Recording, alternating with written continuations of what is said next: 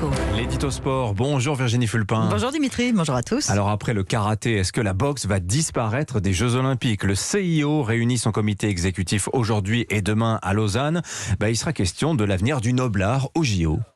Ouais, on dirait que la Fédération internationale de boxe fait tout pour que son sport disparaisse des Jeux. À force de provocation, la sanction va finir par tomber. La boxe est déjà en sursis, elle sera bien présente à Paris en 2024. C'est d'ailleurs dans 800 jours tout pile aujourd'hui. Les programmes sont faits longtemps à l'avance, mais elle a été provisoirement retirée des Jeux de Los Angeles en 2028. Et le provisoire pourrait bien devenir définitif tant le CIO goûte peu à ce qui se passe en ce moment.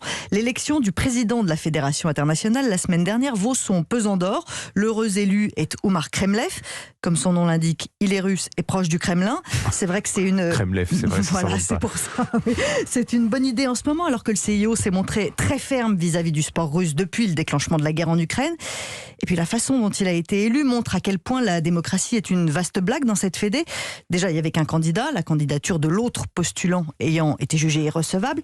Mais même avec un seul candidat, normalement, une élection digne de ce nom se déroule à bulletin secret. Ah, pas là.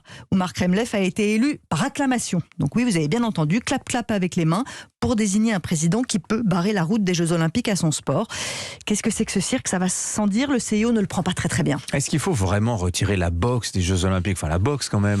Ouais, mais en fait, il en va un peu de la crédibilité du CIO. La Fédé de boxe fait en gros exactement le contraire de ce que recommande le comité olympique. Compliqué de ne pas prendre de sanctions sans se renier.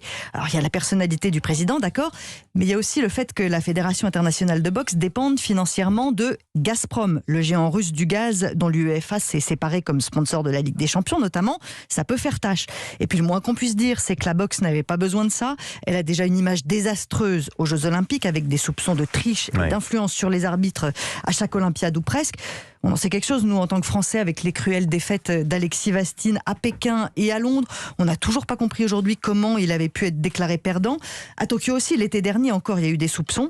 Cette image dégradée, elle peut déteindre sur l'ensemble des Jeux. Je ne crois pas vraiment que le CIO ait intérêt à prendre ce risque.